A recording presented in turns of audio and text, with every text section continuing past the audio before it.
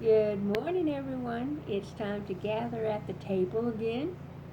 We hope you've had a good week and are ready for our message.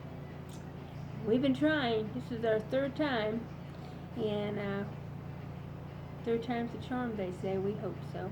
Lord, have your way with this. Blessing upon it. Let's just start with prayer. Lord, we just thank you for this time, and we thank you for the words that are going to be spoken today. We pray that they will bless and encourage and inspire those that are watching. And Lord, we just pray that you'll go before us now and just speak what you know others need to hear. In your mighty name, amen. Amen. Well, we were talking about where we're at right now in life, and at the moment I'm reading a book, and if I was just going to start off and tell you, this book is really frustrating me. But then, let me explain it to you. I thought I've always wanted to read this book, and I picked it up a couple of times at the bookstore, and I perused through bits of it, and it just didn't seem like the season that I was in, so we put it back. So the last time I was there, it was on the clearance rack. And I thought, well, if ever we're going to read it, we better buy it now. So I bought it, and we're reading it, and I'm a little bit more than halfway through. It's just little stories, 6-8 pages long, and I won't even tell you the name of the book or the author, but her dad is a very well-known pastor in the country, and so I'm thinking this is going to be, it'll have a little plot, or it'll have a little moral to the story, or each little story is going to have some spiritual value, so to speak. Well, they don't. They don't have anything at all. It's just a little story. We went to the beach. We had a great time. The end. And it's like, okay, Lord, I'm not relating to these stories, and the way she's handling things is not the way it's done, and I'm not. So then the Lord stopped me, and He said, it's not the way it's done by you, but this is how she's perceiving it. This is her perspective. This is how, she's grown up in me, and this is how she does it. And He was talking to me about diversity and how each person has their own way, but the core is loving Jesus. Through the story, she mentions that she loves the Lord and prays and reads the Word, and he said, it's the unity, it's the diversity, and then you coming together with the diversity and joining hands that gives you the power and gives you the family, the community. And so it's not about finger pointing, it's about, how whatever she is saying is relating to somebody. It's something that God has got her saying to minister to somebody. Something that comes to me right now is that, there's a lot of people that take things, they'll read something in the Bible and they'll clench it. And it's not a flow of water, it's a clench. Yes. And it's like, we all know that, there's groups that don't do this, don't do that, don't wear this, don't do that, don't sing, don't, whatever, don't use instruments, don't. And it comes to me that maybe her book is saying, look, I love the Lord, and I walk through life, and I enjoy myself, because He gives us benefits, and He says His yoke is easy and His burden's light, and He says the joy of the Lord is your strength, and to rejoice. And again, I say rejoice. Well, to be outside, to be at the ocean, to be with friends, to be about your business, if it's heartfelt, excuse me, if it's heartfelt, and you're that old saying, where you show people that you belong to Jesus and only use words if you have to. Yes. That you Yes. show it in the way you live and Yes. move and handle and your preferences, that I prefer you before myself, that I will give you not only 1 mile, but I'll go 2 miles with you. Let me help you clean up. I didn't just come to eat with you and everything. Let me help you clean up, Yes. or Yes. I didn't come to just take advantage of it. Let me be part of carrying this. In other words, whether it's financially or physically or emotionally, let me pray, let me enter in, let me go shop for things. Whatever it is, I want to be a living part of it. So maybe her stories are geared for someone who sees it like this, so they can loosen, Yes. have open hands before the Lord. That's good. Because then He can fill them. That's right. That's right. So there has been a point. That's it. This is not how it's done. I'm putting this book down, and he says, "Wait, that's not how it's. Like I said, you did." But He gives us all gifts and talents and skills, and she's always had a love for writing and reading and flowing with that. And maybe some people paint, maybe some people dance, maybe some people, but she's expressing how she feels God in her heart. And I just think the big picture that I'm taking away is the diversity. That we all don't have to be on the same page and do it the same way and to love the Lord. Kind of like that old, the teachings through years that you've heard someone say, well, if you're an ear, you can't be a foot, and who wants to hang an earring on their heel, or if you're a tendon that helps the muscle move in the ways of the Lord, the shoulder blade shouldn't argue. Yes. And it says that every joint supplies, and if we understand that the body is living and moving and breathing, and it's a powerful thing, and we don't understand the power. I mean, do you understand how your heart and lungs and everything together. Do you? I mean, just because a doctor studies it doesn't mean he knows how it happened. That's right. You know what I'm saying? He's Yes. trying to figure it out. Yes. So the fact that we have nuclear power in our atoms inside our bodies, wow, should warn us to walk gently before the Lord and be careful what we say about others.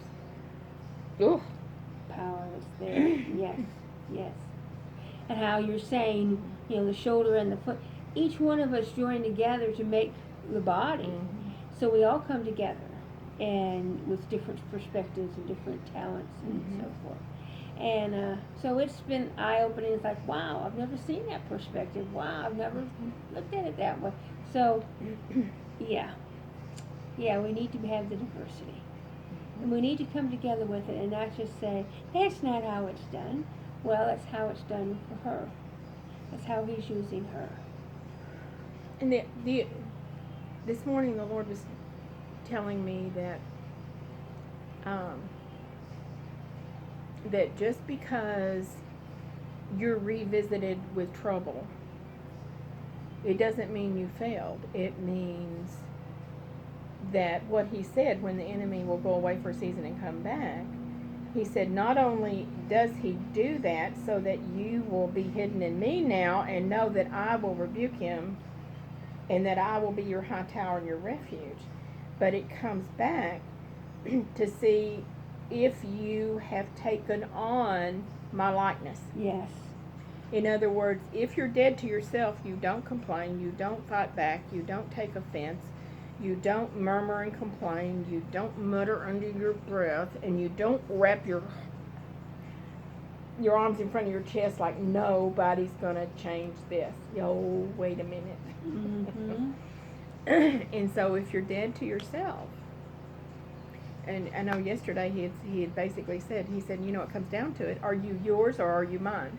Wow, yes. Yeah. And so one of the things that had happened, there was a show on TV or something, and the statement was made that he was a good man. Or she, we can change it, she was a good woman, or he was a good kid, or whatever. Just because that an issue appears doesn't change the reality of them being a good person. Yes. Or having the goodness of God's creation in them. You understand? It's kind of like if an issue appearing can change who you are, then who were you in the beginning anyway? Wow. Yes. And so he kind of reminded me of Job and his friends. You know, he had Job and the friends, and they were all giving their opinions and their reasons, and you must have done this, and surely God sees something, blah, blah, blah, you know, whatever they were saying. You know, they all had their opinions. And then the youngest one was really the most gentle, I thought. You know, and it says you'll be led by the babes. Well, it's a good thing we have some babes come along to rattle our cage, or we'd be in trouble. Because we'd just get stiffer and stiffer and stiffer and stiffer. But the little kids come along and they dance around us and they make us lift our toes up and tap them, and then we find our heart lifting, and God can speak in a magnificent ways, because we're not stuck in our own traditional grip on it. Yes. And so, but that really struck me, because he's been talking about if I'm hidden in him, and he is beginning to incorporate his ways into my life, when these things come, what do I do with them? And of course, because it was a struggle this week, I just told him, I said, Lord, you know that if I could have done it, I would have done it by now, because I thought I understood. But I don't. Because here it is. Here it is. And man, could it undo. I mean, it could have undone years of God's blessings.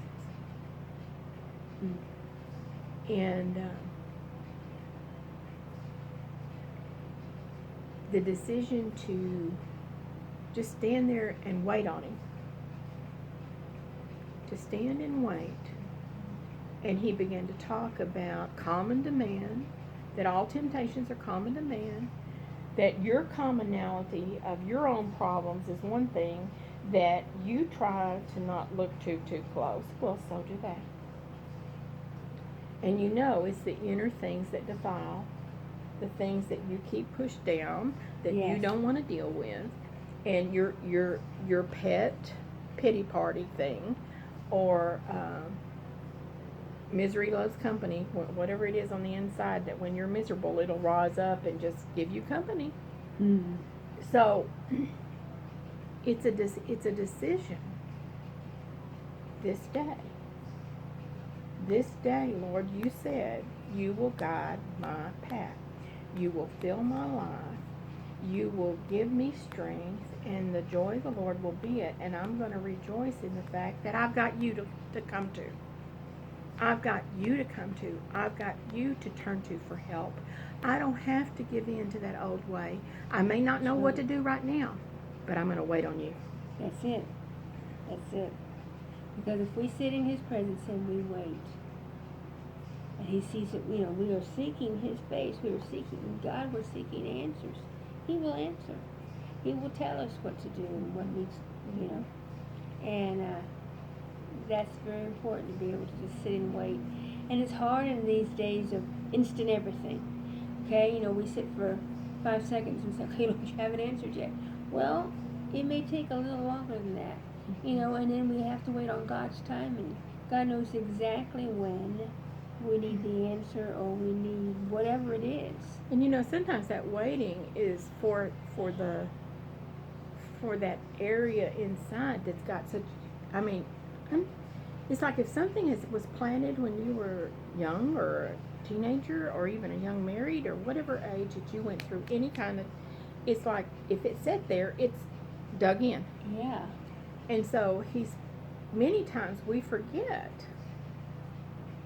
that he says he answers us before we even ask. So he knew this was coming, and he's probably been working, loosening that stuff, so he could move it as quickly as would benefit us the most. But he knows that if he were to do it like you want him to do it, it would be halfway done, and we'd have to visit it again. Now, I would rather be still and get a really good job done. Yeah. I don't want to go through it again. No. I want him to look at me and say, good job, you've moved forward, now let's go to the next lesson. Yes, we've conquered that level, we've conquered that issue, It's not like like you- we just did a layer or two and Well, now we're going to circle around and do. See, I don't say that he's the one that conquered it inside of me. So because I laid back in him, he really did take over the life and show me what it was. Yeah. And so that to me, some of the words were, it wasn't me. It was not me. If I have struggled, I don't know, almost 50 years now, and I'd say in the last 15, I've had the most wonderful things happen because I understood that it took me taking a back seat, sitting down, and letting him go before me. Yes. And letting that surrounding power begin to mend and blend and break off and clear out. And in fact, deliverance in motion, he starts pushing things up and out. And sometimes when people explode, we call it bad, and it's actually the answer to our prayer. Yes. Because it explodes out and their ear can hear it and they know, whoa, where'd that come from? That came from me. Exactly. Up and out. Up and out. And yes. See, and then what the enemy does, because it yells at you, if you don't have your face shield and your protective gear on, and that ugliness comes out, it hits you. And when it hits you, the ugly that hasn't been totally relieved in me would respond. And then I'm in it again. I get reinfected. Yes. Yes. Or the part of the ugly that's still there grabs hold of it. Yeah. And brings it back. And you've got to be ready for it. And he said, take no offense. So it's like, yes. That's the moment that I fall back in him and say, Lord, I don't know how not to take an offense. But you do. Yes. You go before me and teach me to walk it. That's it. So I can live and move and have my being. Lord, if you took offense at everybody that said something offbeat when you were going, nobody would have been healed. That's exactly right. That's exactly right. Yes. Yes. And look what happened in Nazareth because they were that way. It said he didn't do hardly anything in Nazareth because of their unbelief. And I never thought of offense as being an unbelief, but it might be. Yeah. Because it definitely goes against what he says do. Do not be offended. Yeah. In fact, bless those that despitefully use you. Because you're watching deliverance. Yes. Yes. Unbelief and doubt and this is the way it is and let me see. Yes. We're at the end. Wow. Good stuff. Well, we hope you've enjoyed it, and we hope that you will share this with others that you think that it would bless and minister to, and that you will join us again here at the table at the same time next week. God bless you. Bye-bye. Bye.